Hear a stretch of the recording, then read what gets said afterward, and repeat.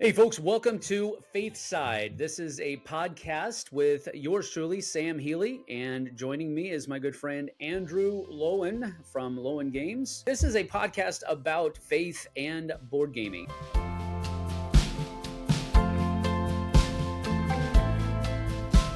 The reason I put the word faith first is because that's where our focus is going to be. We're going to be talking about what we're going through in our lives from a very personal level to a national or even an international level for that perspective. But we're also going to have a little sprinkling of board games in there because let's face it, we're both geeks, we're both nerds, and we love board games. So, but we also love Jesus, and so we are going to be talking about him as well. And he's going to be the focal point. So we're gonna spend a few minutes here talking about what our vision, what our focus, what our focal point is for FaithSide, and why we're doing this. So I'll let Andrew go first, and then I'll come in behind that.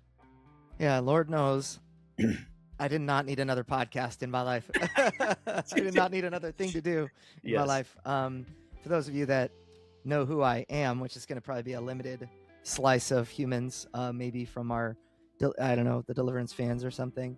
I have 7 children, soon to be 8 children.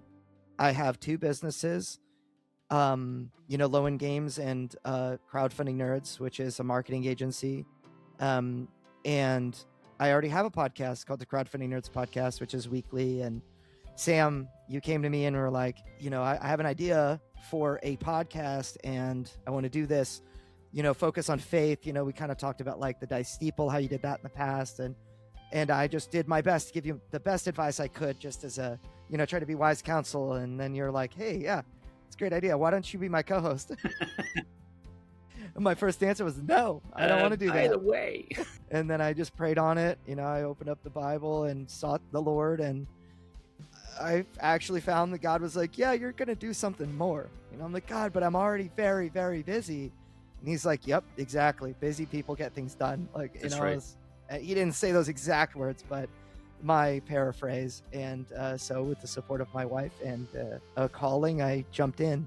And so what is it? What is FaithSide to me? I guess it's, I guess this podcast, I kind of see it as a way to bring others along with us as both board gaming, just nerds, as well as people struggling with life, as well as Christians that are trying to navigate life using the Bible and what we learned there and what we learn at church and that kind of thing, the ups and the downs and the struggles and what we're actively doing. A lot of the thing, I think, it's so easy to look like you've got it all together on social media. Like if somebody looks at my Facebook page, they're going to see the things I love because that's what is important to me.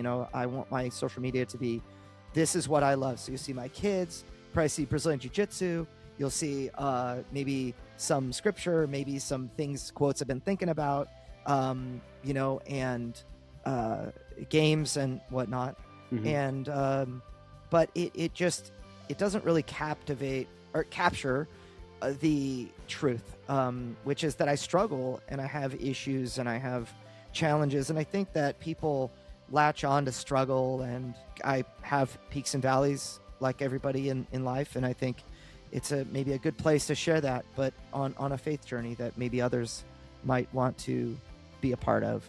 So, yeah. What do you think, Sam? That's great. No, why do you do this? It's really funny that because I feel like, to an extent, I feel like the Lord used both of us interchangeably to get the other person talked into doing what he wanted us to do. Part of your counsel to me was, you have this thing that's happened to you, and the Lord's definitely done it.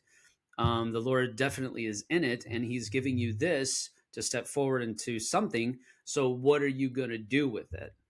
And it was those words that kind of rung true as to what I needed to do, or at least part of what I needed to do, stepping into this newfound kind of freedom that I've been afforded, saying, okay, this is what I'm going to do. This is what I feel the Lord wants me to do. And that was kind of an affirmation of what the Lord had already been talking to me about, to challenge us to do what we believe he wants us to do. Does that make sense? Yeah. So that's really neat. I've always wanted, I've always desired, I've always endeavored to be a person of transparency. I what you see is what you get. WYSIWYG, back from my 40K days.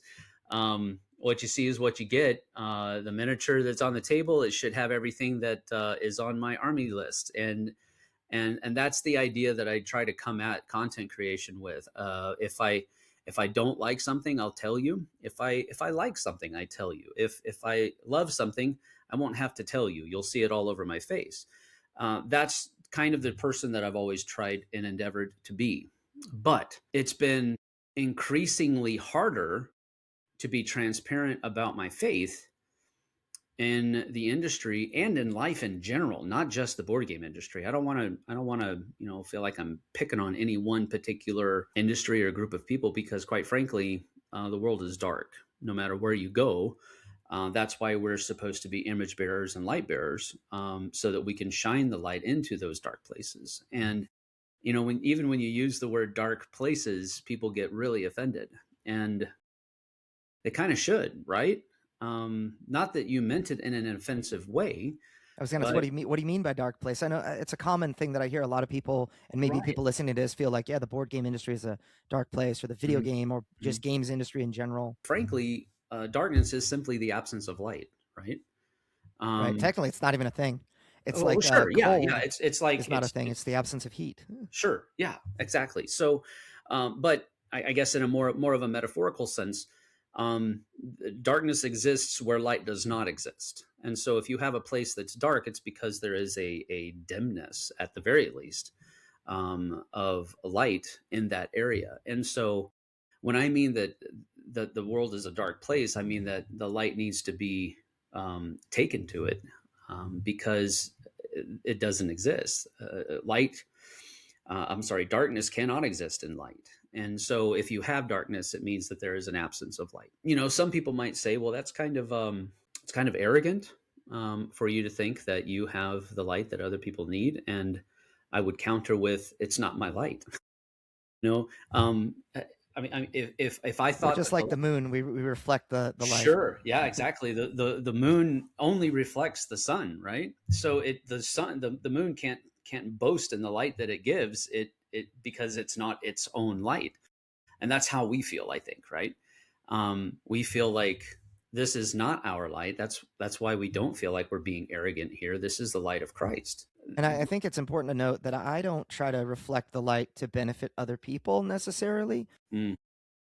But that's a side effect. It's like a very important side effect. But I think that we are image bearers of God, and we want to obey God because Jesus died for us, and so we live for him.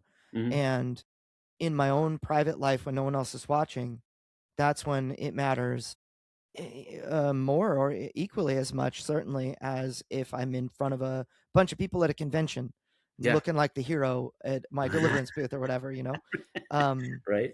It's sure easy to smile and high five and whatnot when everything's going great, but the me that I am when nobody else is around is the one that in the end, like the Bible says, if a man is wise, he will bear the result of his wisdom by himself. If he's a fool, he will bear the result of his folly alone. Yeah. And so, I think wisdom is to obey God. Absolutely. My pastor's been talking about this frequently in the last couple of weeks. And the idea is that you can be a rock star on the road. But if you are, how did he put it? Well, we have a very highly agricultural area. Ag is huge up here. I mean, we're the Apple Valley, the apple capital of the world, whatever. Actually, just one county over is the largest producer of potatoes in the country, in Washington State, not Idaho. Wow. Take that. Yeah. Largest producer of potatoes, just one county over here in Washington State. Anyway, we have a highly agricultural area here. And one of the ways that he put it is you can be on the road, in other words, away from home, preaching or speaking or whatever, and you can be talking about water cycles with your crops, and you can be a rock star talking about water cycles with your crops, but at home your grass is brown. There's a problem, and the idea is that you can be a rock star on the road, but if you don't have your home in order, if the people that are around you don't respect you, um, then there's a dichotomy there that's actually very unhealthy, and I never want to get there. So it's always about, bringing it back to what we were talking about, the internal, the individual's struggles that we go through, how we are at home when nobody else is watching. That's where the rubber meets the road. And unfortunately, well, no, not unfortunately, and not fortunately, but people just don't see that. It's not unfortunate or fortunate. But that's what makes it so important, right? Because that's the true litmus test, right? Of where you are with Christ, how you are when nobody else is around you. The true measure of character is what you do when nobody else is looking, or integrity, what you do when nobody else is looking. And so that's an important thing. So getting back to why we're doing this podcast. First of all, I think I can speak for both of us. Neither of us, a matter of fact, Andrew actually said this, I am not a teacher. And so we are not trying to espouse ourselves as what you should be doing. We want to endeavor to be that. But I think that's going to be something that comes as we continue on through the journey. This is simply a couple of nerds talking about how they're trying to live their life as fathers, as followers of Christ, as husbands, as stepfathers in my case, and as, just normal everyday Christians. We're not, we don't think we're all in that the gaming space, intimately involved in our own ways, right? Yeah, in our own ways, right? I mean, it's just one of those things. So the word that we kind of kicked around a little bit before, as we were kind of devising how we want to go about this, is the word that kept coming up is the word winsome. And we want to be, not necessarily that we want to be charming or that we want to be, what's the word? We're not necessarily looking to gather a bunch of people around us and be like, look at how awesome I am. Right. Cult leaders. Right. Cult leaders. Oh my gosh. Oh my God. Got a million and one act notes for that. But it's yeah, we definitely don't want to do that. We're simply doing, we want to shine light. We want to carry the light that we've been entrusted with into this space, wherever that space may be. And maybe you're here and you are not a board gamer. That's absolutely fine. Maybe you are here and you are not a Christian. That is absolutely fine as well. Maybe you are here and you are a Christian. Again, absolutely fine. Our table is open for anybody. But we simply want to take this light that we've been given and reflect it to those that are around us by whatever means that we can. And this is one of those means that we are that's available to us. So that's kind of the why on what we're doing here. Yep. If what I found is that the saints in our space, there are lots and lots of Christians in the space, and I have made a business, with Lowen Games and Deliverance, targeting Christians and giving something that refreshes the heart of the saints. I made a game that was already for people that were Christians. It doesn't therefore preach salvation to the players or whatever. Because we're all on the same side, right? In theory, Deliverance is like, okay, you're Michael the Archangel, and now it's time to slay demons and chew bubble gum, and you're all out of gum. And you've got this game that's this epic story, and it turned out that a lot of people who are not Christians loved that story. They were like, hey man, this is a very safe way to engage with this content without being preached at or shamed into my into obedience. And I think people really love to talk about angels and to talk about the spiritual realm and think about that. I mean, you know, we've talked about like, oh, the board game space is a dark place. I think that that's oftentimes because what is evil is glorified as good, and I think the things that are good are like, I mean, it's kind of like South Park, you know, how they represented the devil and they represent Jesus. I remember there was this one episode where they had a boxing match. I used to watch South Park back in the day.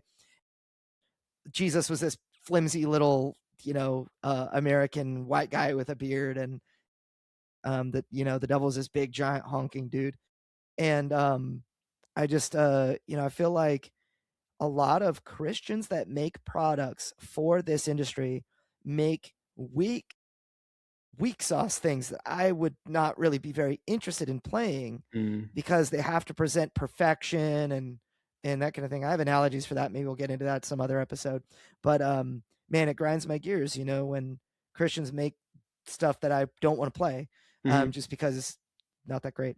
But the podcast, I think, for me, is a way to just talk to Christians and say, hey man, I'm here with you, walking along this journey with you, and this is what I'm going through. And hopefully it's something that people can, you know, just, it's like one more guy going, or two more guys, you know, with you and me, are where I'm at, walking, seeking out their own salvation with fear and trembling. And these are the dumb things that they've done, and the smart things, and the, you know, everything along the way. Yep. Focusing on the dumb things probably sometimes. Yeah. Dumb things are more interesting. Sure. Yeah, they are. They make for better stories. It's interesting because I just had an analogy. We were just playing, JT and I, my buddy here in town, we were just playing Unsettled a couple of days ago, and we had to play a planet twice, Nier, Gniir, or Gnir, I don't know how you pronounce it. Anyway, we played it twice because the first time we just totally brain farted on it. You know, one of those dumb times. We just couldn't. We had no idea what was going on, and then after we shut everything down, and after we had to finish, after we lost, we were reading through the rule book, and this is one thing on like page 24 of the rule book, and it's just something we had totally forgotten about because it's been so long since we played it.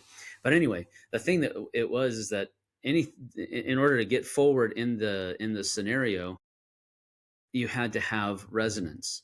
You had to have something that carried your voice further than just what your normal physical capabilities could do. And so you had to have some type of musical instrument, and I don't want to give too much away, but anyway, when you got that musical instrument, you got resonance. And so it's like, what we're seeking to do is we're seeking to provide resonance, if that makes sense.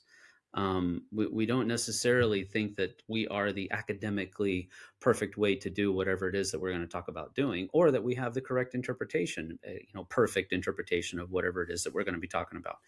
But if it provides resonance, and if it provides a way for people to begin thinking about and talking about those things, praying about those things, and allowing the Lord to speak to their hearts, that's where we want to be.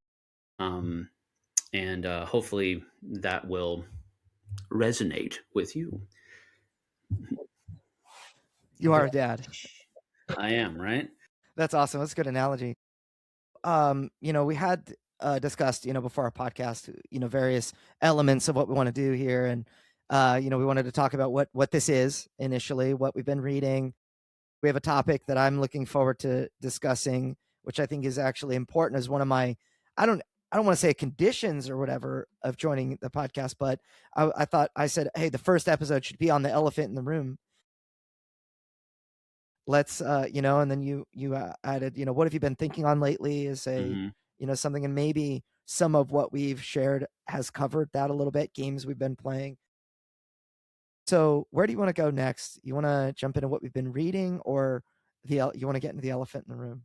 Well, go ahead. You let the elephant out of the bag, so let's deal with him. Okay. Well, so the elephant in the room is that you got canceled. Yeah. Well, you know, it's actually pretty funny because on my a live Q&A that my wife and I were doing the other day, somebody popped into our chat there and was being belligerent, respectfully belligerent. He wasn't going over the top. He wasn't being disrespectful or anything like that, but he was definitely not holding any punches. And he actually made the statement, "You have not been canceled. You're still making videos." And I was like, "Okay, well, yeah, that's true, but that was my decision." I did, I didn't tell him this, but as I've been thinking about it, because some of that stuff continues to stick, even after you've kind of dealt with it, you still kind of ruminate on it. Anyway, over the weekend, I was like, I did lose a source of income. There were I mean, publishers. it wasn't an insignificant source either. Right. No, absolutely not. I basically lost a third of my income. No, actually, it was more than a third, but it was one of my 3 part-time jobs that I do. And I look at everything as a part-time job because I don't have one 9 to 5 office, whatever, that I commute to. I don't have that. I work from home. I have basically 3 part-time jobs. At the time, it was the Dice Tower, my channel, the Flip Side, and then a water systems management job that I helped a buddy out with. So, and I lost the Dice Tower. That was, organizationally, that was a third of my income, but really that was well over half of my income. Well over half, probably about 2/3. And so it's like, that went away because I had an opinion that, actually not even an opinion, it was a point of view. I had a point of view that differed from what many out there, and not just the board game industry, but many out there just didn't agree with. I've been called a bootlicker, which is actually kind of funny because when somebody posted on Facebook on one of the posts that I made, "How's those boots taste, Sam?" And it was after I'd already stepped down from the Dice Tower, and I thought that they were talking about I got the boot, like I'm gone, I got the boot. And so I said they taste like freedom. But what they meant was I was a bootlicker because of my point of view about the situation between Mr. Pretty and Miss Good and their deaths. And so that was just kind of funny. That I was like, oh, that's what they meant. I've never called anybody a bootlicker in my life. I had never even really heard of that term until that time when people started calling people who were agreeing with the need for law enforcement and all of that kind of stuff, and they were calling those people bootlickers. Anyway, I just thought that was funny. I totally whiffed on the meaning of boot in that case, but in retrospect, getting the boot, rather giving the boot to myself, was very freedom-ish, very freedom-like. It felt very freeing because, and I kind of alluded to this a little bit earlier. It's really hard to be transparent about something that is a huge part of your life. That is my faith and how it kind of bleeds into everything.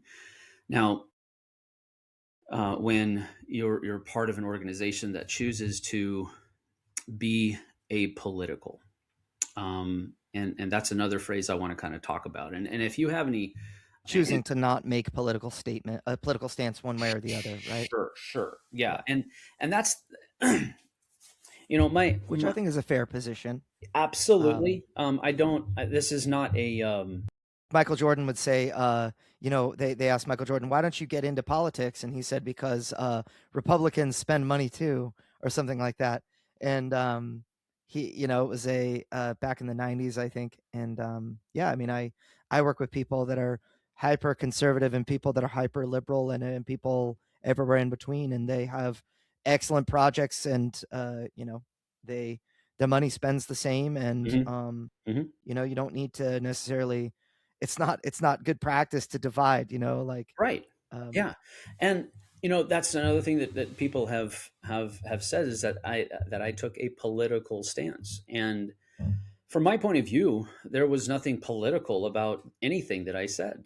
I can see how what I said was viewed as being political because it was a very politically charged event, but I still stand on I was simply looking at that situation, both of them, as from a common sense point of view. I don't. I first of all, I do, and I said this many times in posts, but apparently just got overlooked. I did not think, and I do not think that either of them deserved. That's a very important word. I don't think that either of them deserved to die. I also think that it is very tragic, both of their deaths. I am in We agreement with that. have to remember that no matter who they are or what they did, they left holes in other people's lives that are now close to not being able to be filled by anything else. Miss Good left behind some kids, and their mom is now gone, and that's tragic. I'm not sure about Preddy's family situation, but I know he had a mom and a dad that cared a lot about him. We've heard statements from them in the media, and how they were, trying to get him to come off of some of the, come away from some of the groups that he had been hanging around with and that kind of thing, and how they cared very deeply for him. And so those holes that his death and her death, Miss Good's death, has left is tragic. It's horrible, and I don't wish that on anybody. And but and I said that, maybe not in that many words, but I still said that. I said that those deaths were not deserved. They were tragic. They were horrible things. But I still do believe, much like I would if I were talking to my son or my stepdaughter or my stepson, as they were about to go off into, to a group of friends to do something. One of the things I usually say to my kids as they walk out, no matter if they're my natural born or my stepkids, I tell them, don't do anything Santa Claus wouldn't do. And my oldest daughter, Catherine, she always came back and she said, "You realize he's guilty of breaking and entering. You realize that, right?" And and I'm, but it's the idea of, there's this. He also punched a heretic at the Council of Nicaea. Well, I'm just saying. But here's the thing, the idea is that he's widely regarded as a wholesome character, or something that, and so, keep it, don't do anything stupid is basically what that is. And there's really not anything different than that. If my son's going out to a dance or whatever, or going to hang out with a bunch of friends, I'll tell him, don't do anything stupid. And usually it's a lot more than that, because we give specific examples of things that we've been talking about. That's part of the personal relationship that he and I have.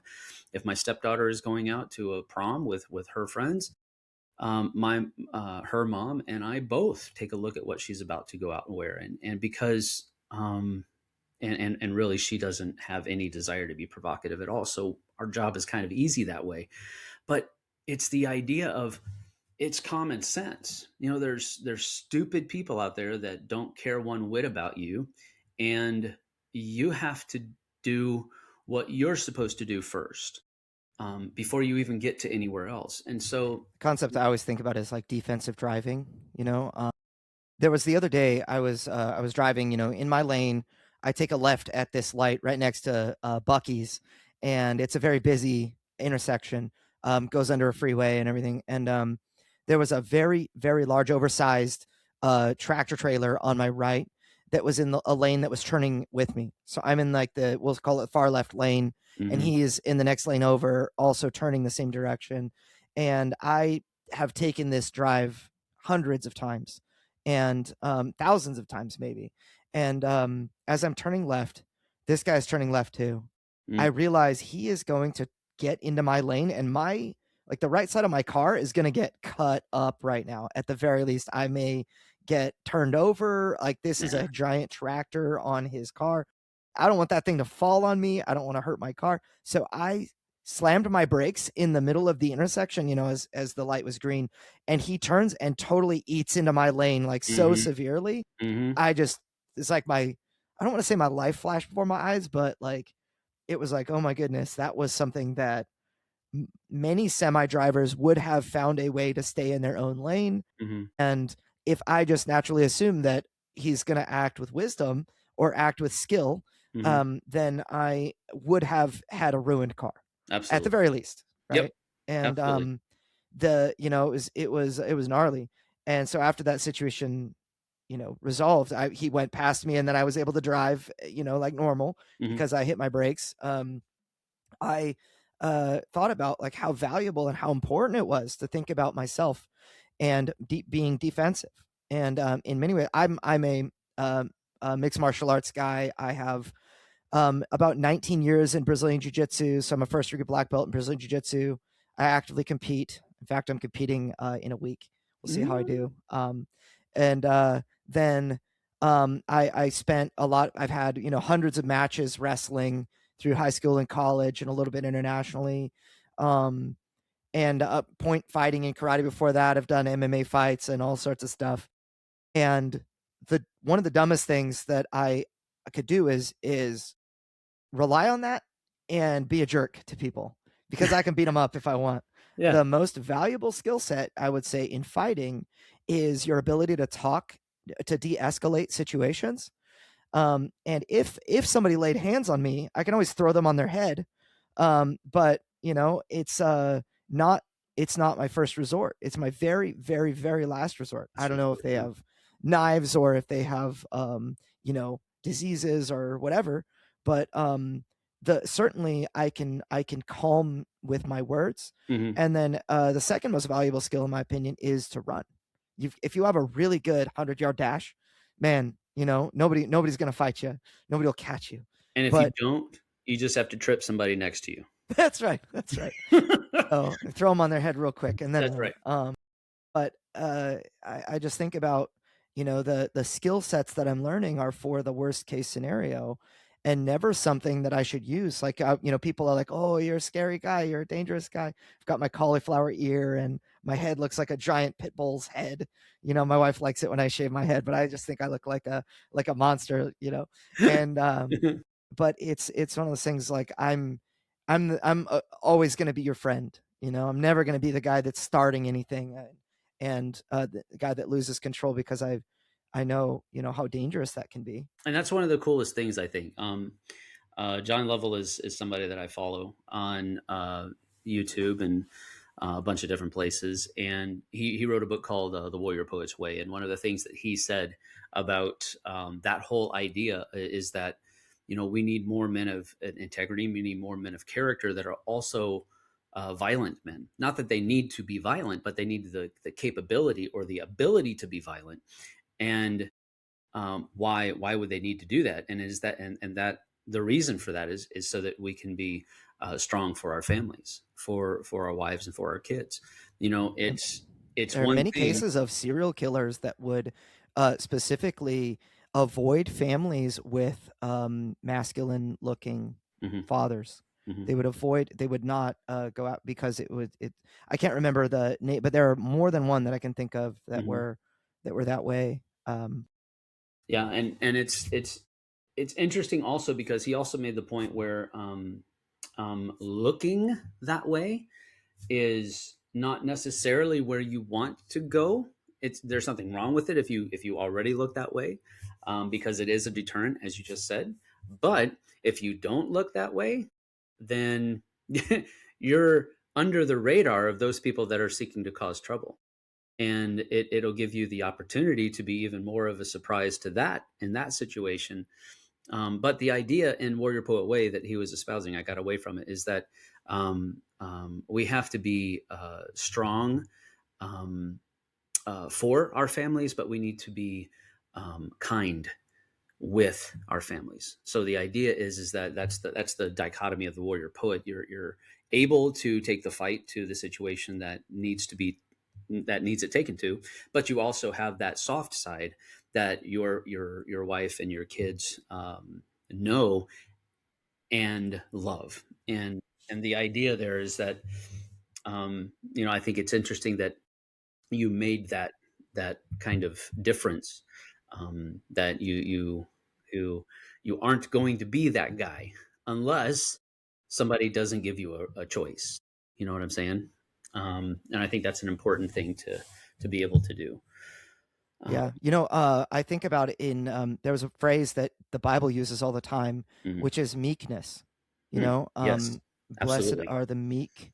And what I the way that meekness was defined for me in the way that I remember it best is strength under control. That's exactly So what it is. you know, Christ is the greatest example of meekness, because when he was on the cross, you don't think that guy could have come right off the cross and melt everyone's face? That's right. Yeah, he could have. And that was the ultimate example for us of strength under control.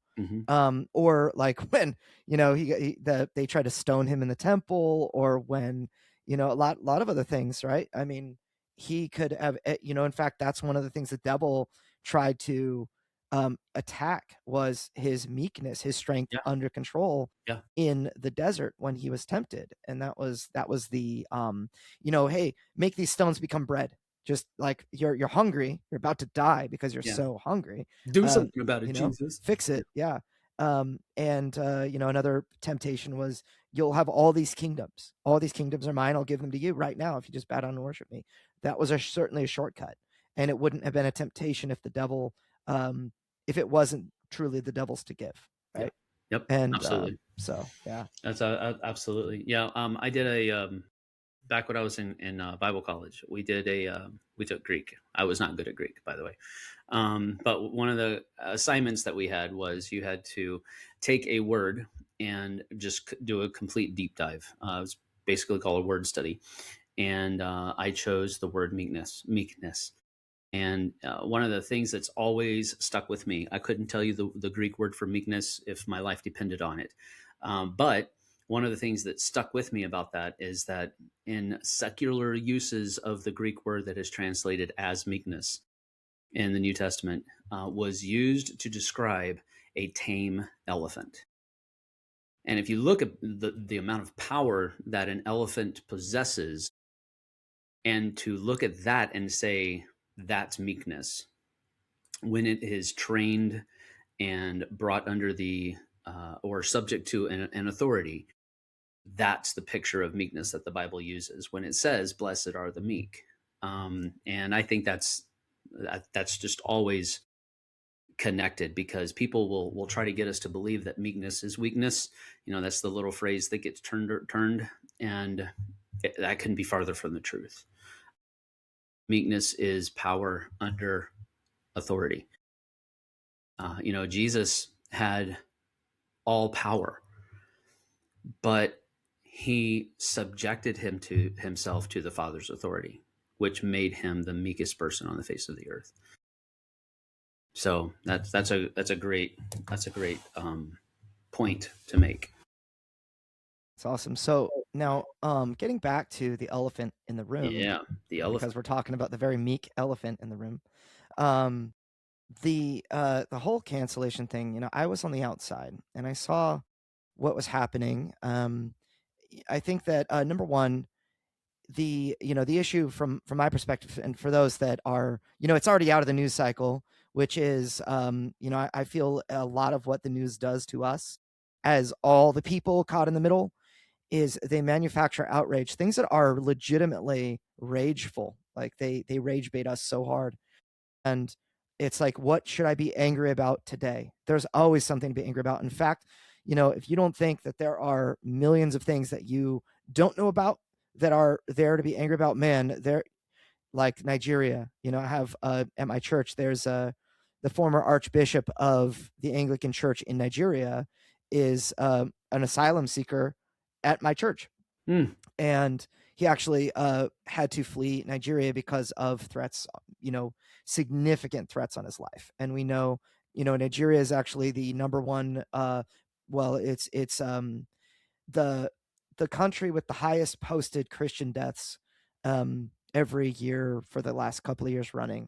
There are Muslim groups that are just systematically killing Christian people and subjecting Christian, or you know, stealing children from those villages, and really horrible stories. Yeah. Things that you don't really hear about. You don't really know the depth. I mean, it's like I don't know the actual numbers, but I mean, it's like almost 100,000 people in a year from Nigeria alone. That and I again, you know, I can't recall if you know, what the exact stats were, but I wasn't planning on bringing this up, but it's just a thing, you know, as you were talking about that. And so we have this one case of which are tragic. I think these are bad. Like these things that happened, they suck. the fact that this person was, both these two people were killed. They were, so it's Minnesota riots related to ICE agents. There was a lot of activity there. It turns out that these were both Border Patrol incidents, not ICE, Immigration Customs Enforcement incidents. But one thing I found was that, like, a knee-jerk reaction from people is to say this is bad. Mhm. But whatever the narrative is, that's exactly what I'm going to use they in the ominous sense for a second. They want you to get upset. The whole reason that this is here is so that you will knee-jerk react, and just there's an outcry of frustration when something like this happens. And the problem, I think, is that people will then use that as justification for why the protests were happening in the first place, which is strange, because the protests were happening before that, and they, I think that in a certain sense that they, whoever they are, want tragedies like this to happen so that they can leverage them for nefarious purposes. And by the way, I'm if you're not absolutely certain who I believe they are the forces of the devil. Because we do not war against flesh and blood.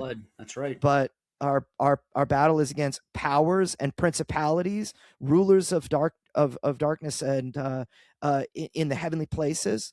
This is what the Bible says in Ephesians chapter 6, right? And so when we're looking at this individual incident, I think that it's important for Christians to realize that yes, this is tragic. It really is a bummer that happened. But how are we supposed to view the world, and how are we supposed to react?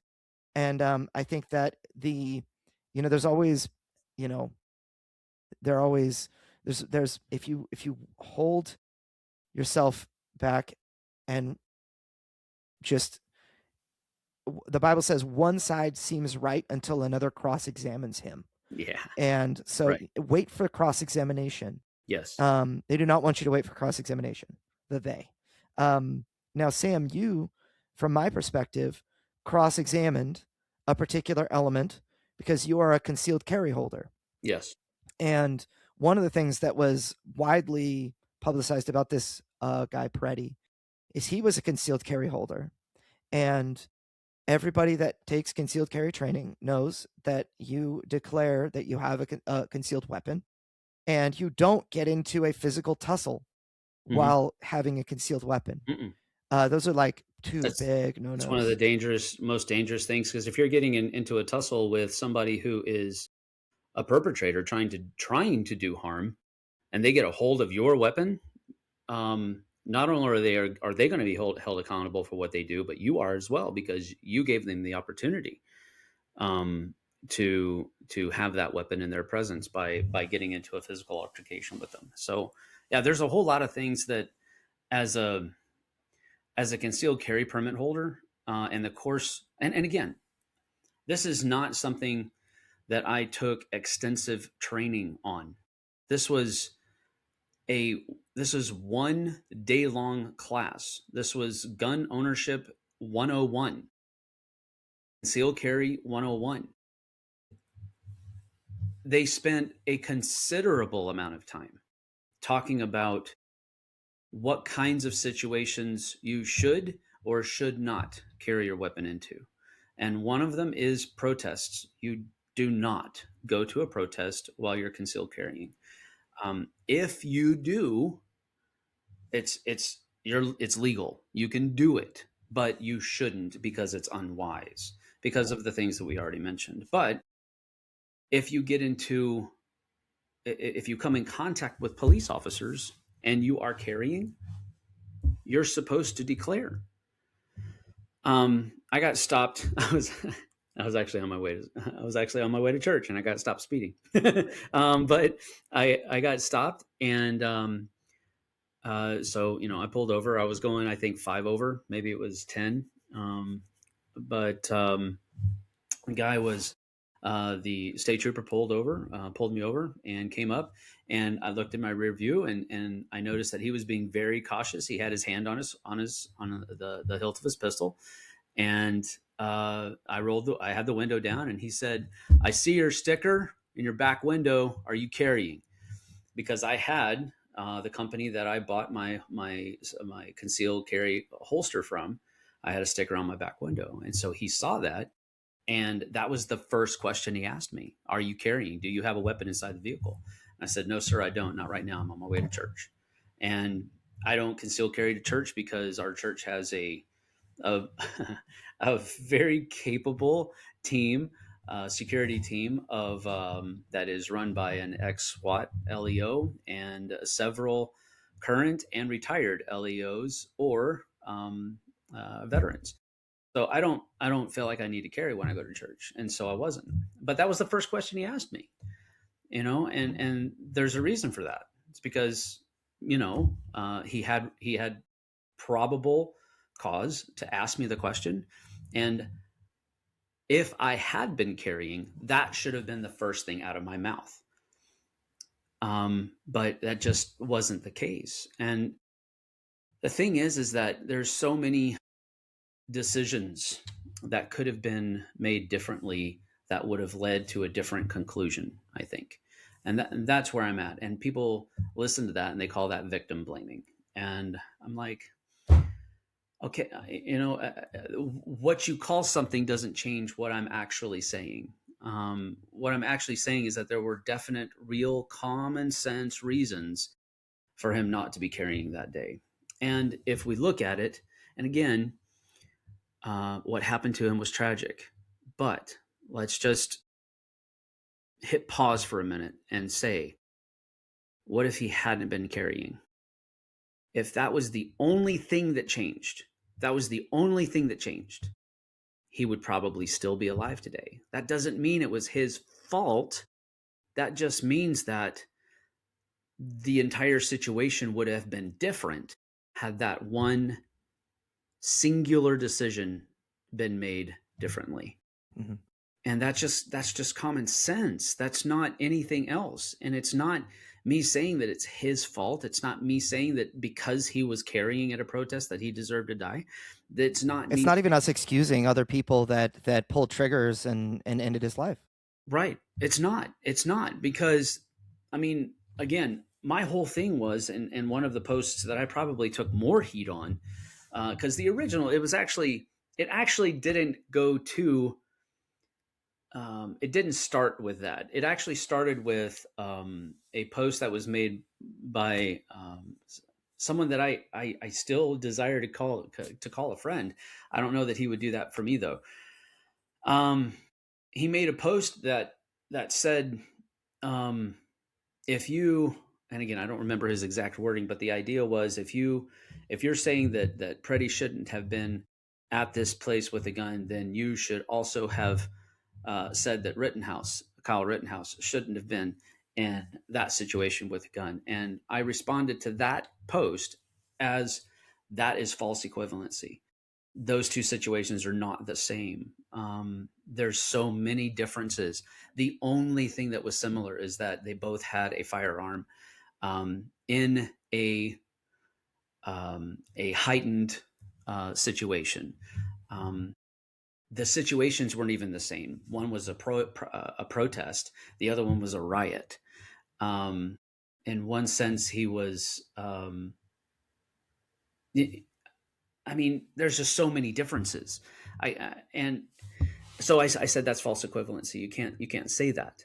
And that was it was off to the races at that point. The beginning of the end. Now, I think that it was fair of you to recuse yourself from the Dice Tower because, you're everybody that knows you and follows you knows that you're great friends with Tom Vassell.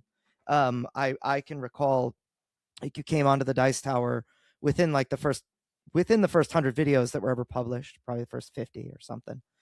And that relationship is very, stretches long. And what you did was you made a decision that avoided Tom having to make a decision for the business, and I think that he probably appreciated that. But I wanted to show you something. It's just something that, I'm a marketing guy. So I'm looking at things. I have, here's a website. I just shared my screen for those listening to audio that show funding progress per day for a couple of Dice Tower campaigns. I chose the highest one, which was like 2023. And then I chose 2026, which is the latest one. And then 2019, which is also the closest funding level that I could get to the 2026 campaign. So, you had this big Dice Tower 2023 ended at 410,000. You had 2019 ended at roughly 303,000. And then I want to say this other one ended at 305,000 for 2026. And if you look, the 2026 campaign is longer. This is a website called tabletopanalytics.com. I've got lots of access to it.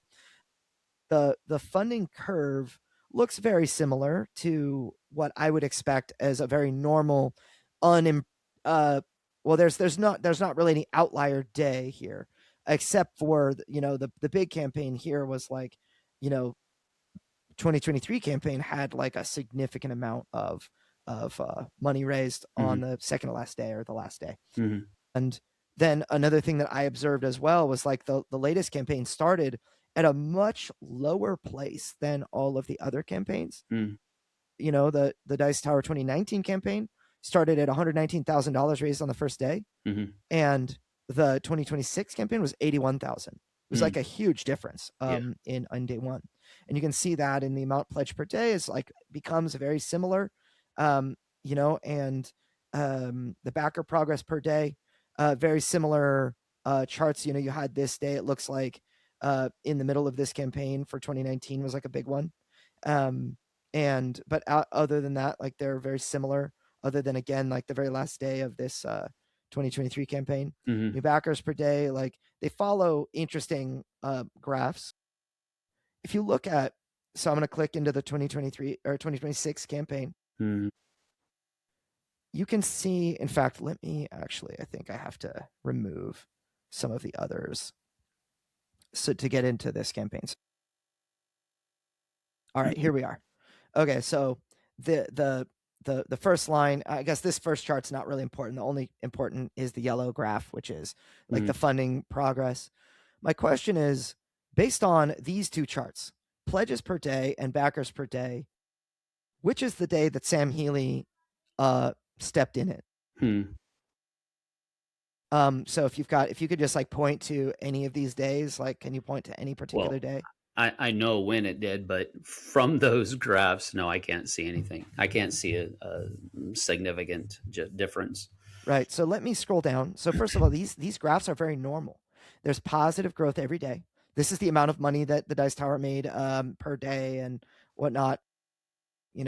On the 26th of January, they made $11,000 roughly in pledges. So looks fairly normal. Probably had a big pledge drive like, hey, we need to energize our user base to, because the beginning started out slow, and that's why you have a bigger conclusion. As a marketer, by the way, I've marketed over 400 crowdfunding campaigns. I've raised, my largest campaign is over $3 million. We've done easily over 40 million in crowdfunding dollars raised for creators, that we've helped raise. So I'm not coming at this with no experience. Right. Now look at comments per day. Which is the day? Yeah. It's almost a middle finger. Look at that. Yeah. So, okay. Look so at that. That's funny. Now for those listening on audio, normally you go from like between 2 and 12 comments on average per day. Beginning of the campaign's a little more, probably people asking questions and that kind of thing. But then it levels off. We call it the mid-campaign slump. Yep. And then you have this massive spike in comments. 48 comments on the 27th, 117 comments on the 28th, 539 comments on the 29th, and so on. Now, if you actually go to this this project, this was on GameFound, and the majority of these people, there are people that are clearly very upset and saying, I'm not going to pledge, and other things like that. But what I notice is it seems as though these people are not backers of the Dice Tower, because when you look at this, like the number of comments compared to the number of backers, you don't have this great exodus. In fact, it looks as if you have a great increase on the first day.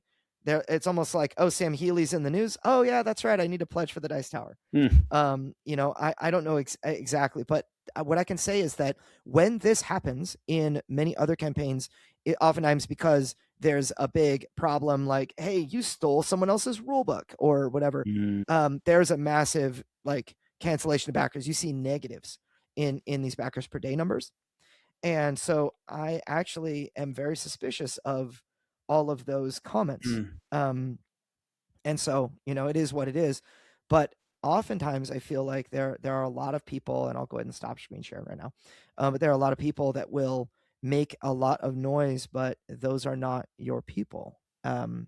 So that's, take it for what it is. It might be new information to a lot of people, but I thought that was worthy of just pointing out, because those are the graphs I look at all the time, and so I thought that was weird. It provides a little bit of a peek behind the curtain, maybe.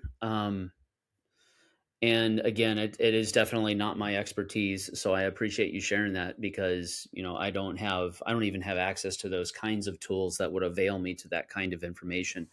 It's an interesting thing to look at, because if you didn't have those graphs and that pictorial reference of those 2 or 3 days, you would have thought that the entire Dice Tower world was being burned down, if you just focused on what was being said in the comments section. And having been in a situation as a community manager in the past, it can often very easily feel that way, where you look at the comments and you have 150 comments that are all negative, or at least 2, 3, 4, 5 comments that are really negative, with other conversations going on underneath them, and you're privy and watching and reading all of it.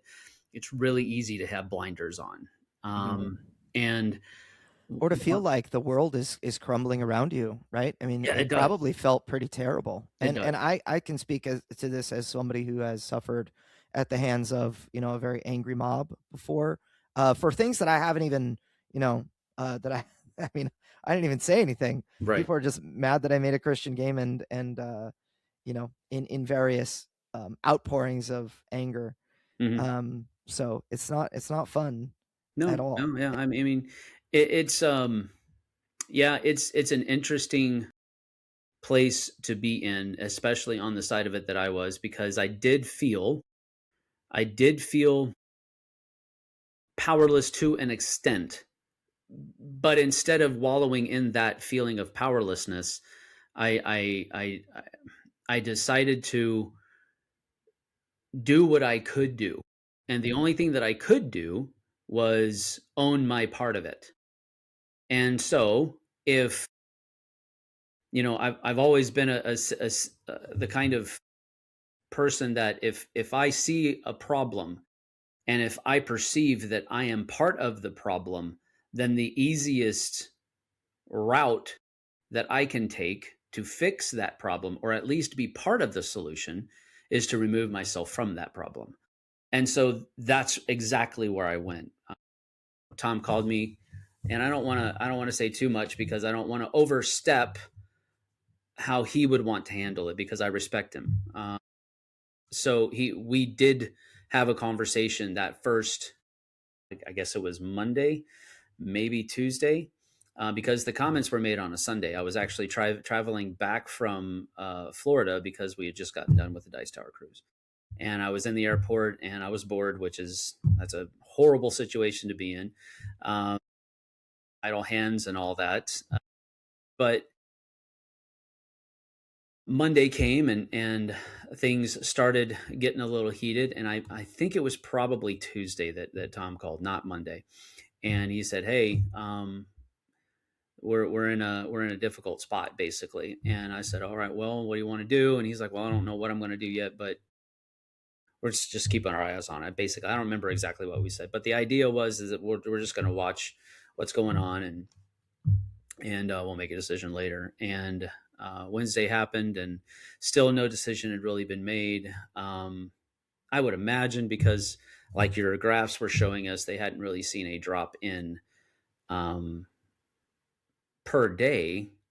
He said that he did seem like, I don't know, I don't remember. I hate relying upon my memory, but the idea was is that we still hadn't made a decision by Wednesday. And I went to church that Wednesday night, and we were having sacred assemblies, and the pastor was talking about um, the need that God had placed on his heart to give sacrificially their safety net. And their safety net was basically the amount of money that they held in the banks, so that they could have a certain amount of time during a crunch period that they would be able to keep paying staff and bills and all of that other kind of stuff. So it's this amount of money that just stays in their bank account for a rainy day. Let's just put it that way.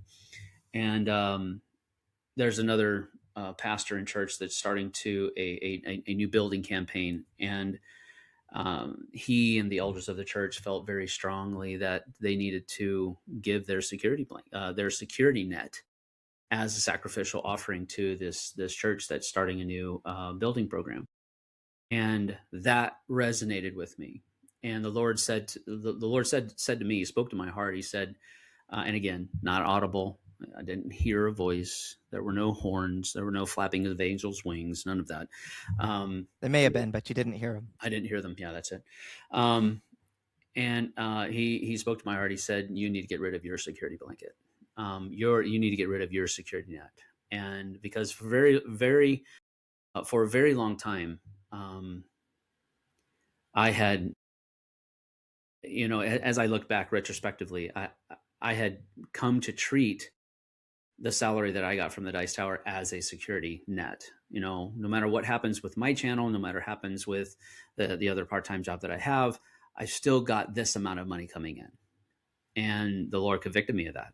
And he said, this has become your security net, not me. I need to be your security net. And so that night I went home and drafted up a resignation letter, emailed it to Tom, sent him a text saying, I'm ready to step out. So if this is what you want me to do, then I'll do it. And he had been up all night that night, and he sent me a text back and says, if that's what you want to do, then I'll accept it. And that was the end.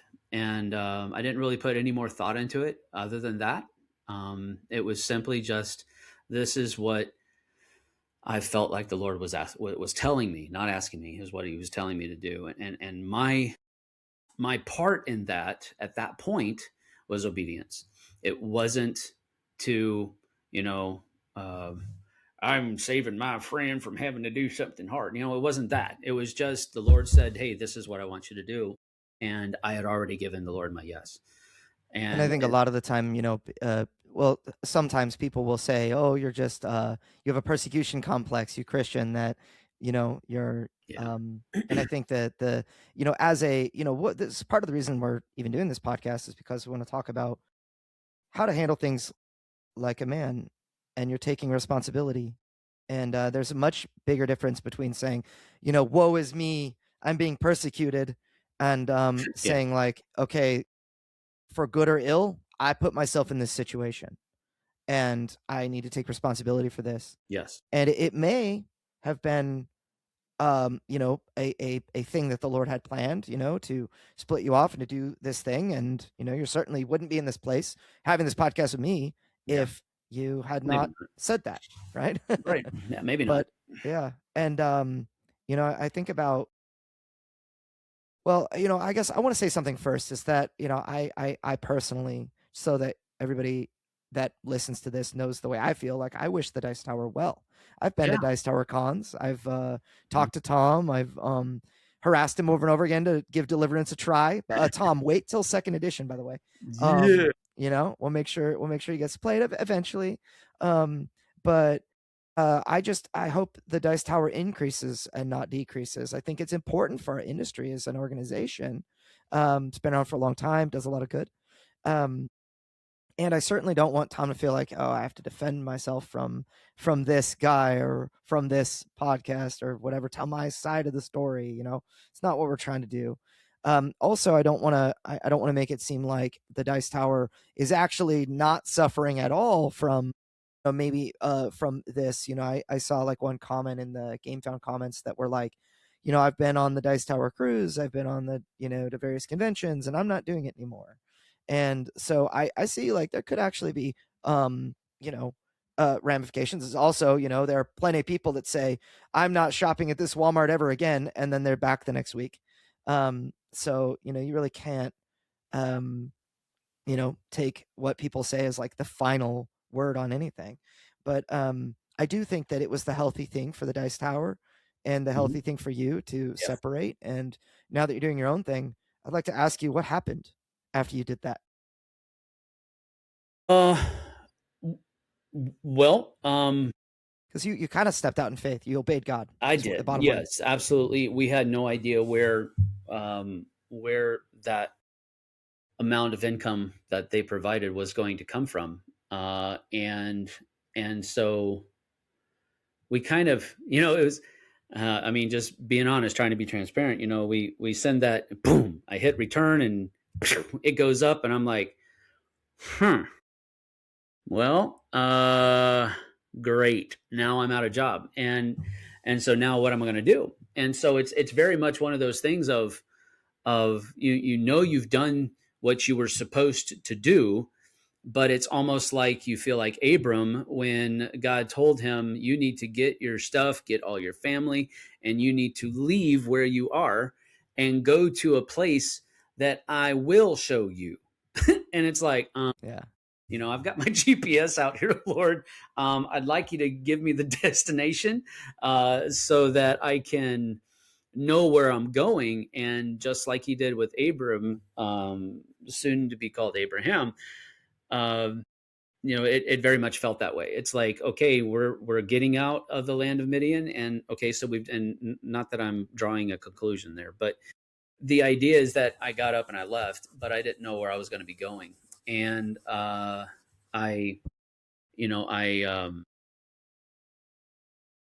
can't remember exactly the timeline here, but I know I was at the very least planning on reaching out to my Stronger Men group at church, reaching out to people in our city group to see if they had leads for me to follow. I was ready to just go get my regular 9 to 5 and just continue providing for my family. I was ready for that. And that's part of what I said in my letter. If, I told the Lord back in September, I said, if you want me out of this industry, I'm ready to go. But if you want me in, I'll stay. But I want to do what you want to do. And this all happened. And I'm like, okay, this is the exit ramp that the Lord is giving me. And so that's what I did.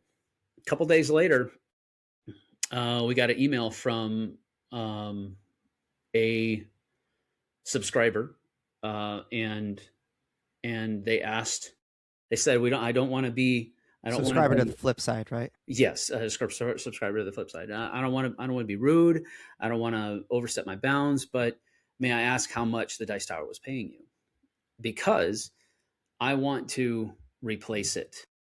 And I'm like, hold the phone, I'm like, are you? And I said, okay, I'm going to answer your question because first of all, I want you to know what you're offering, because it's not huge, but it's also not small. So I did. And then I said, secondarily, I want you to understand if this is too much than what you were thinking, then you are absolutely free and clear. You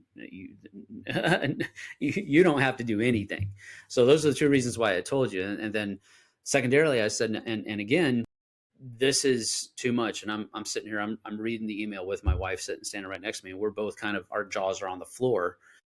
And so we pick our jaws up the floor, and we're like, okay, well, we need to step back. We need to pray about this. We need to seek counsel. And we told them that. And they sent an email back saying, we totally understand. We totally admire it. That's one of the reasons why we're offering it, because we know the kind of person that you and your family are. And so I took about a week and a half, and you were one of the people that I reached out to. I reached out to my Bible study group at church. I reached out to my city group guys. Reached out to a couple of other buddies that I have across the country that I know and respect, and know that I will get godly counsel from them. And I was like, I'm like, I don't want to just take the money and run. I want to make sure, I was just looking up 1 John 4 talks about testing the spirits. Is this from God, or is this something that the evil one has sent to get me to stay away from what God wants me to do? And the overwhelming response that I got from everybody that I talked to was like, dude, you're overthinking it. You've been praying for this. You've been praying for this provision. You've been asking the Lord to give you a direction. Where do you want me to be? And he's giving it to you. So don't overthink it. And another thing that kind of was a clincher for us is more than, I think I talked to, altogether, I talked to 8 different individuals. And I think half of them said, you also don't need to rob this person of the blessing of being a blessing to you. And that was, that didn't even come into my realm of thought processes, because I was thinking about, what am I supposed to be? How am I going to follow the Lord? How are we going to do this? What decision do we need to make? I was like, wait a minute. This is going to be a huge blessing for that person to help us in our time of need. It's more. It's really to that person's credit that we're even here today talking right now. That's exactly it. And you know what? That's another kind of cog in the wheel, is that when I asked you about that, and when I sought your counsel, you were the one that said, okay, so God's giving this to you. What are you going to do with it? And so this is one of the things that we're going to do with it. Not that we're going to be dumping a whole lot of cash into this and making sure it's this stellar production, but the providence, the divine providence through one of his people to us, is giving us the ability to do this podcast, because otherwise I would have to be going out and getting my own 9 to 5. It's also one of the things that I think about, because I have a weekly podcast. It's called the Crowdfunding Nerds Podcast, and I've done it, we're like 280 episodes in. Yeah. So I've done it for almost 3 years now. Wow. And like every week. And it's a commitment. Like, I understand what a commitment for a weekly podcast is, and it's not a small thing. And I think that when I kind of wanted to when we talked about this, and I'm like, all right, I'm on board. We talked about how often should we do this, and weekly was kind of the conclusion. And it was something that I thought about. Okay, I'm going to commit to this for a long time. I don't actually have like a, this many episodes or whatever, but I am just, over time, I feel like, regardless of how big or small it is, this is something that the Lord wants me to do, with certain caveats. He wants us to be winsome. He wants us to, I talked about this on my Deliverance Discord. I have a channel that you can opt into, which is prayer requests and praise reports. And there are a lot of people in that channel, and the kind of the basic idea is, if you have a prayer request, then you can post it there and get prayer, and you don't have to get advice. You just say, hey, this thing's going on, however specific or vague you want to be, and people will just hit the prayer reaction, like the little prayer hands. And you've had 25 people that have prayed for you or whatever. And that's probably one of my favorite things about like even running the whole deliverance community. But the I asked those guys for advice, or those people, because men and women, and I was like, what do you think about, like, I didn't say who it was, but I was thinking about starting jumping in a podcast about faith and board games. And, what if we talk about current events? What if we talk about politics? What if we talk about, whatever? And got wisdom. And I asked for wisdom from them. What do you guys think about? Because I didn't want to ask everybody. And I just wanted to ask and get feedback. And, they were like, we don't need another politics podcast. We don't need another talking head. We don't need another, I want it to be winsome. I want it to, because there are plenty of Christians in my community that are of different political persuasion. And, I even think, I think, in fact, the whole conversation we just had is probably one of the spiciest ones we'll ever have on the conversation, on the podcast. I mean, that was pretty spicy. Yeah. It's as close to political as you can get. But I don't think that it's, by nature political. I think some cases, like the certain things are turned into political things so that religious, you're not allowed to have a religious opinion about it, right? Yep. And I think that those things need to be called out. We do need to be able to speak on those things. Yes. But yeah, it's just one of those things that I learned from my people, what it is that they wanted to hear. And what, and for me, that, those people that are willing to pray for me, that are willing to offer godly counsel to others, I sought their godly counsel, and those are the people that I want to listen to. And so hopefully, we can deliver with this podcast something that those people are proud of. So thank you guys if you're listening. Absolutely. It's a time commitment for us to do it, to record it, but it's also a time commitment for you guys to listen. And when I say guys, I mean guys and gals. I'm not just being one-sided on that. In Texas, we say y'all. Y'all, man, I'm from Texas. What are you talking about? You're from California. I know. I'm from Texas. What you talking? Jeez. Yeah, we say you all in California. Y'all. It's a dead giveaway. What y'all? You guys. We say you guys. Yep. So. Yep, that's exactly it. That's right. Yeah, don't let Andrew fool you. Let's break away from the seriousness here for a little bit. He's all Texas now. He didn't used to be. A matter of fact, he still has a little bit too much in and out in him, is what I'm. Dude, I have an in and out on my street corner, on the freeway exit. It's the Lord's will. You need to drive past that to your nearest Whataburger, my friend. Dude, Whataburger. I'll tell you what, Whataburger is. It's decent. You better not say nothing bad about Whataburger. I like the fries better than In-N-Out fries. Okay, so. I was about to say I thought you were going to say I like the fries better than the burger. And I was like, you better take that back. Dude, there's this chicken nugget, barbecue chicken, sandwich thing that Whataburger has. Yeah. Whataburger. Whataburger, man. Everyone calls it Whataburger. I know. It's just because that's how you say it in Texan. It's Whataburger. Yeah. But that's pretty bomb. That was the first food that I had when I came to Texas. Mm-hmm. Got off the plane, Ubered it down, and got some Whataburger. And jalapeno bacon cheeseburger. That's what you need to go get. That's the bomb diggity. And then you need to use the spicy ketchup for your fries. Yep. Not just the spicy ketchup was pretty good. Yes. But yeah, so we spent a long time talking about this and really breaking it down. And actually, we talked about what's the average length of what we want to have for our podcast. We said I think it was an hour at the most, and this one's going to be longer, and it makes sense. It was an important thing to talk about.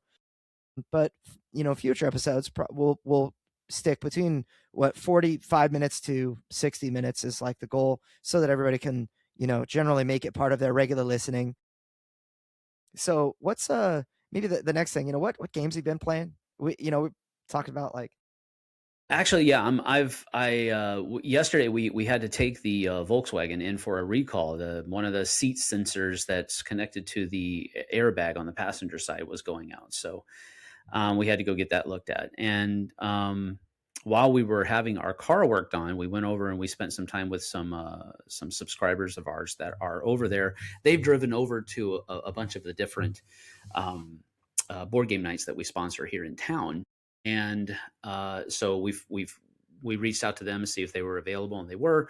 So we went out to lunch with them, and then we went over to Zulu's Board Game Cafe in Bothell and sat down and played a game of Mundus Novus, which is an older game. I can't remember exactly how old it is.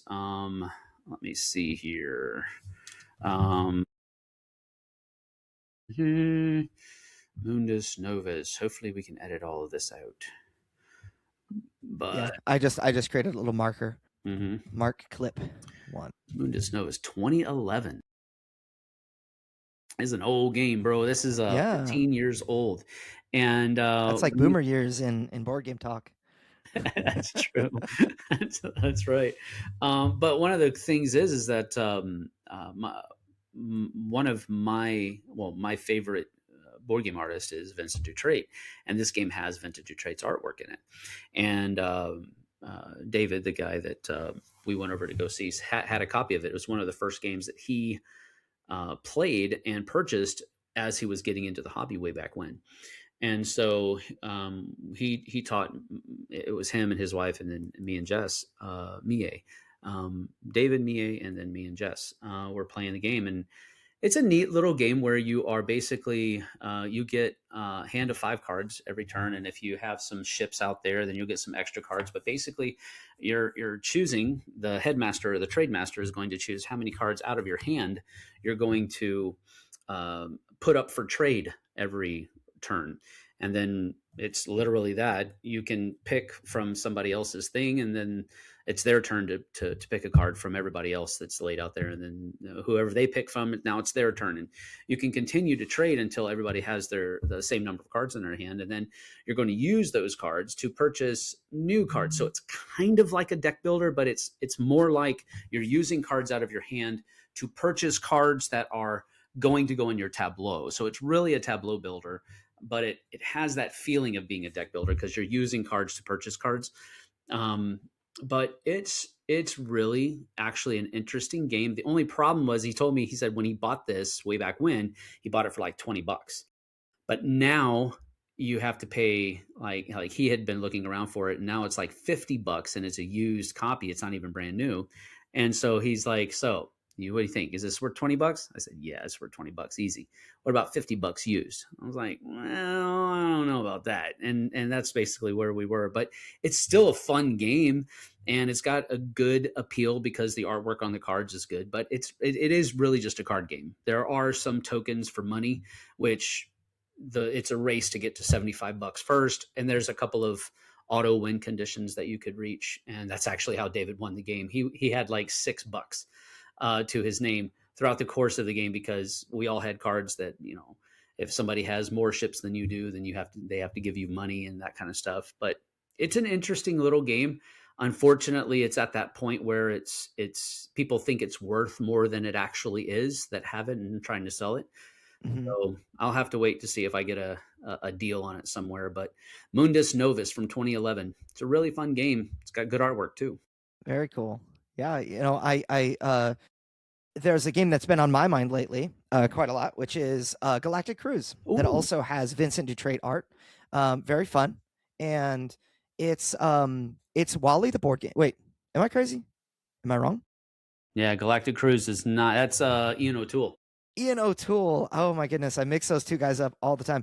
I was thinking about Distilled and Galactic Cruise. Those are both Ian O'Toole. Yeah. So I guess, well, I guess I've got is Vincent Dutrait. Okay. So maybe that's how you got mixed up. Maybe, but I was just, I think that Ian O'Toole's art is really awesome. It's one of my favorite artists in the industry. Awesome. And I don't know why I thought Vincent Dutrait was the guy, but yeah. So Galactic Cruise is Wally the board game. It is. Oh, that's true. Yeah. I've never thought of it that way. Yeah. You're actually, it's like before the Earth was destroyed, when, cruising in space for luxury vacations was what they were talking about. That's where you're at. So the Earth is not yet ruined, but you still get to go to space and have these fun luxury vacations. And you are in, you take on the role of an executive in SpaceX, where you're like, okay, now we're the president, Elon Musk or whoever it is retiring, and he's thinking about choosing his next successor. So over the next 3 years, you'll operate and try to be as efficient and effective as possible to be declared the new CEO. And so what you'll do is you take blueprints to build rockets, and you'll gain resources. And your whole objective is to build rocket ships that you can then take visitors of varying kinds, people interested in adventure or family or, Mhm. meditation or whatever, um, to into space to visit planets and things like that for Yeah. entertainment purposes. Right. And so you will uh, you'll gain resources to build your rockets. You will advertise for your cruises, and so you have like a marketing department. You've got like cards that you can play, and that can enhance and what you're doing, and you have to pay to launch your shuttles. So you launch your rocket, and the type of cruise that you're going on might cost a lot of gas to get there and back and whatnot. So you have to have that amount of resources to be able to launch your cruise. And what I love about the game, first of all, it's a really great game. It's also on Board Game Arena, Mhm. and I highly recommend playing it on Board Game Arena. It's got a lot of parts, and Yes.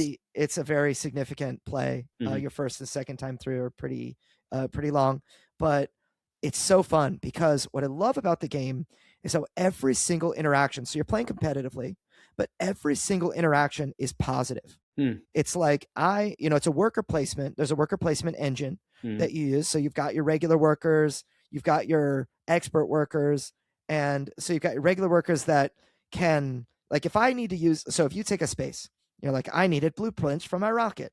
And I'm like, I also need blueprints for my rocket. So I'm going to place my guy in your spot.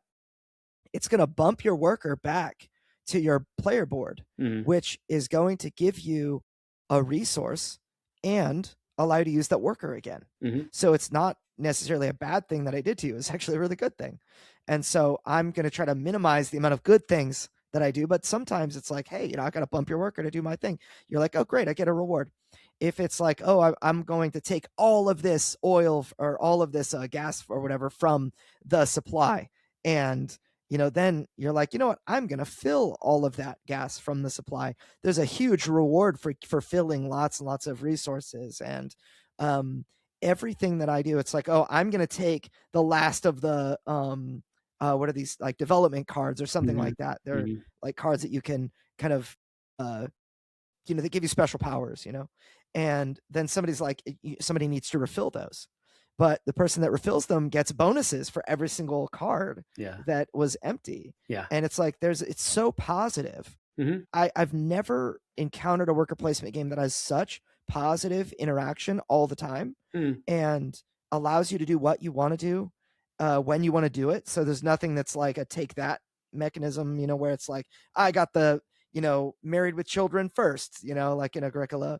It's like, you can't have children until next round, Um, and so I really, really enjoy Galactic Cruise a lot. And I actually also had the pleasure of marketing Galactic Cruise on Kickstarter That's for cool. both the first Kickstarter as well as the expansion. And honestly, the three people, Colton Thompson, Dennis Northcott, and TK or Edward Taylor King, those three people are so cool. Yeah. They couldn't have happened to nicer guys, Absolutely. So Yeah, and that's one of the coolest things to me about Galactic Cruise. Honestly, Galactic Cruise is not really it's not within my wheelhouse of you games. like blood rage. It's much heavier. Workers killing other workers. Sure. Yeah, exactly. It's too nice, but no, so it's just too heavy of a game for me. Now, having said that, I have played it and I did really enjoy it. So don't get me wrong. I think I went on record more than once of saying that I thought that is the game that should win Game of the Year last year. But one of the coolest things about the game for me was the fact that was their first swing for the fence Yep. as a company. And I love the fact that was their first product, and it did so well because it was so well done. And I love the story that I think it was, I want to say Dennis, but maybe not. I'm horrible with names, by the way. Dennis kind of came on as a playtester at first, and Well, it was the guy that was on the cruise, and I want to say that his name started with a D, and I want to say it was Dennis, but I can't remember. I'm horrible with names. I'm always I'm turning over to Jess because Jess is really good with names. I'm like, what was their name again? And she'll like, it was such. And I was like, okay, thanks. Hey, what's up? Such, you know? So it's just one of those things. She's a helpmeet, and that's one of the ways she definitely helps me. But anyway, where was I going with this? Dennis, you met Dennis. Yes, and he taught it to us on the cruise, and he told us the story of how Ian O'Toole came on and didn't just do the graphic design, which is what they hired him for. He also, and he led me to believe, whether it was just me, supposing it, or if he actually intended for it to be communicated, but he led me to believe that Ian O'Toole helped them with a lot, not just the artwork, but like graphic design. No, don't use that icon here. Use this icon instead. This is the shape that your boards need to be so that it logically flows people's intuitive choices and all that other kind of stuff. And he did all of that just kind of as part of his fee, or didn't ask anything extra. And I just think that's a really cool thing about Ian O'Toole. That he didn't just say, okay, here, boom, here's the artwork, where's my paycheck. He actually stepped in and said, no, with my experience, you should do this and do this. And I just think that's it's a great anecdote. I love that. They also had game trays made for that are highly functional for their products. A lot of the time, game trays are fancy plastic containers that aren't necessarily thought through all the way, but I really feel like in Galactic Cruise, it's rare to have a first project that you can spend so much time with to just get down so perfectly. But the physical game trays make you want to play the game more. Right. Really my first introduction to game trays was I can't remember the name of it now, but it was a post-apocalyptic game, and I think it was Pandasaurus Games that put it out. Man, I can't remember the name of it, but it was one of the first games that had all game trays in the core box, and I was blown away. And there have been some hit and misses, over the course of the years, as there always will be, but they have continually been one of those things like, wow, I can't believe they worked that out. And so everything about Galactic Cruise, in my opinion, was just a knockout of the park. Kinson Key Games just rocked it on that one. Yep. So, man, well, it's been a good time with you talking, and we've been here, over 90 minutes, just two nerds on our Christian journey, trying to discern how to react to all of the things that happen to us in the world. Yep. Absolutely. So, how do you want to end it? I'll tell you what. I'll tell you what we were planning on talking about, we just didn't get to it. We'll just save it for next episode. We'll do an episode centered around the topic of forgiveness. So we'll talk about that next time. We actually did have a lot of things. We'll get a little bit more into our regular, kind of our regular rhythm next time, as far as we're going to talk about things that we're reading in the scriptures, things that we're reading extra biblically, things that we're thinking about, all of that kind of stuff. We'll hit more of a stride with our second episode now that we've got all of the white elephant out of the way. White elephant is the party that you play at Christmas. It's a $20. Yes, the $20 gag gift. Yeah, so maybe that fits. I don't know. But anyway, we got the elephant out of the way. The room, he's been escorted out. Thank you very much. Appreciate that. And we'll hit the regular rhythm next time. But until then, thank you for joining us. We certainly do appreciate the time and effort it takes for you to listen. And we just hope that you have a great week. We'll be back next week with episode 2. Make sure you like and share wherever you're listening. It's a big help. That's right. It definitely does help. And as we go along, we probably will be getting up other places for community-driven type stuff later on, but we'll get to that as soon as we can. Thanks for joining us. We'll see you guys and gals on the Faith Side.